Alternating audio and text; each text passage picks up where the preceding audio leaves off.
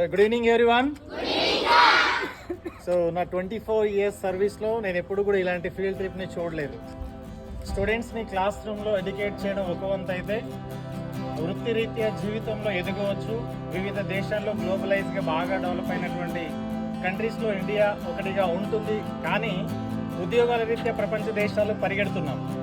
అది కాదు, మన వృత్తి ధర్మాన్ని నమ్ముకుంటే ఖచ్చితంగా జీవితంలో స్థిరపడవచ్చు అని చూపించడానికి ఈరోజు ఫీల్డ్ ట్రిప్ అయితే అద్భుతంగా ఉపయోగపడిందని అనుకుంటున్నాను.